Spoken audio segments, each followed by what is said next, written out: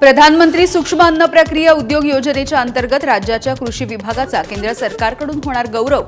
मंत्री प्रल्हाद जोशी यांच्या हस्ते दत्तात्रय भरणे हे पुरस्कार स्वीकारणार आहेत। छत्रपती संभाजीनगरमध्ये मराठा बांधवांना शाश्वत आरक्षण मिळण्यासाठी मराठा क्रांती मोर्चाचं आयोजन। सरकारने काढलेल्या जीआरची होळी। बारामतीमध्ये अनुसूचित जातींच्या आरक्षणामधील उपवर्गीकरणाच्या विरोधात आंदोलन। न्यायमूर्ती अनंत बदर समितीचा अहवाल सार्वजनिक करण्याची मागणी। वंदे मातरम या राष्ट्रीय गीताचा कथित अपमान केल्याच्या प्रकरणी काँग्रेसच्या ज्येष्ठ नेत्या सोनिया गांधी यांच्या विरोधात मंगळुरू या ठिकाणी तक्रार दाखल। भाजपचे नेते विकास पुत्तूर यांनी कार्यकर्त्यांसह ही तक्रार दाखल केली आहे। गडचिरोलीच्या विकासामधून विदर्भाच्या प्रगतीला नवी गती। गृहराज्यमंत्री पंकज भोयर यांनी व्यक्त केला विश्वास। विजन 2047चा रोड मॅप देखील तयार होणार आहे। अहिल्यानगरमधल्या राहुरी ते शनिशिंगणापूर रेल्वे मार्गाचा प्रकल्प रद्द करण्याच्या मागणीसाठी राहुरीमध्ये सर्वपक्षीय नेत्यांचं आणि शेतकऱ्यांचं नगर मनमाड महामार्ग अडवून आंदोलन। भाजपचे आमदार प्राजक्त तनपुरे आंदोलनामध्ये सहभागी। धाराशिवमध्ये छत्री वाटपाच्या कार्यक्रमामध्ये झुंबड। पाऊस नसताना देखील छत्री घेण्यासाठी लांबच लांब रांगा। शिस्तीसाठी खासगी सुरक्षा रक्षक तैनात। रायगडमध्ये मोठी वाहतुकीची कोंडी। कर्जत ते 4 फाटा परिसरामध्ये वाहनांच्या लांबच लांब रांगा। सलगच्या सुट्ट्यांमुळे कर्जतमध्ये फिरण्यासाठी आलेल्या पर्यटकांना वाहतूक कोंडीचा फटका बसलाय। हिंगोलीमधील वलाना येथील जिल्हा परिषद शाळा धोकादायक। शाळेच्या भिंतीला तडे गेल्यात। विद्यार्थ्यांचा जीव मुठीत घेऊन शिक्षण सुरू आहे। शिक्षण विभागाकडे नवीन इमारतीची मागणी, मात्र विभागाकडून दुर्लक्ष। लातूरमधून जाणाऱ्या तांदुळजा अंबाजोगाई या मार्गावरच्या जीवघेण्या खड्ड्यांची अखेर सार्वजनिक बांधकाम विभागानं दखल घेतली आहे। मात्र डांबरी रस्त्यांवरचे खड्डे पक्क्या स्वरूपामध्ये दुरुस्त करण्याच्या ऐवजी मुरुम टाकून तात्पुरती मलमपट्टी केली। त्यामुळे नागरिकांनी नाराजी व्यक्त केली आहे। लातूरमधल्या निलंगा शहरामध्ये पाणी कपात। आता 3 दिवसांच्या आड पाणी मिळतंय। कमी पाऊस पडल्यामुळे माकडी धरणामध्ये अपेक्षित पाणीसाठा उपलब्ध नसल्यामुळे प्रशासनाचा निर्णय।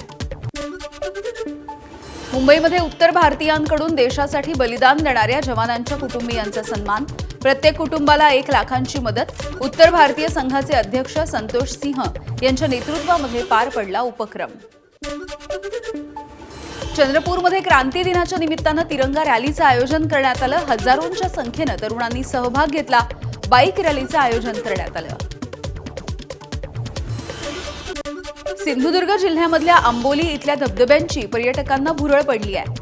धबधबे कावळेसात पॉइंट, हिरण्यकेशी, महादेवगड, नांगरतास धबधबा या सगळ्या ठिकाणी पर्यटकांनी गर्दी केली। महाराष्ट्रासह इतर राज्यामधील पर्यटक देखील धबधब्यांजवळ पोहोचत आहेत। नांदेडमधील प्रसिद्ध असणाऱ्या सहस्त्रकुंड धबधब्यावरती पर्यटकांची तुफान गर्दी। रविवारचं औचित्य साधून पर्यटकांची पावलं धबधब्याच्या दिशेने वळली। सलगच्या सुट्ट्यांमुळे रायगडच्या माथेरानमध्ये देखील पर्यटकांची झुंबड उडाली आहे। माथेरान घाटामध्ये वाहनांच्या लांबच लांब रांगा लागल्या।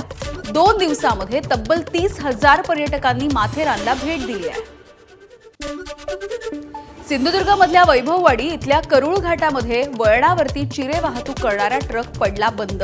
ट्रक बाजूला हटवण्याचं काम सुरू आहे। घाटामध्ये सध्या एकेरी मार्गाने वाहतूक सुरू आहे।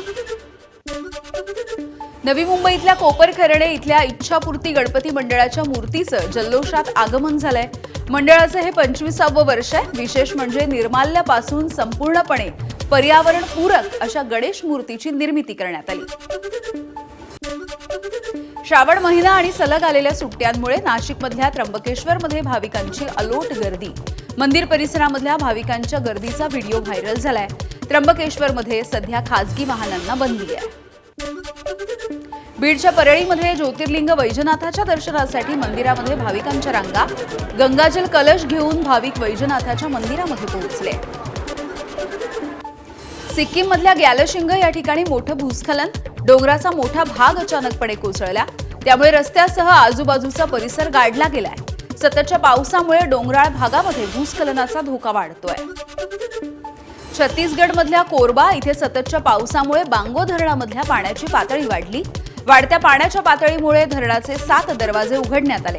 बांगो धरणामधून अंदाजे 25,000 क्युसेकनं पाण्याचा विसर्ग सुरू आहे, त्यामुळे नदीकाठावरच्या गावांना सतर्कतेचा इशारा।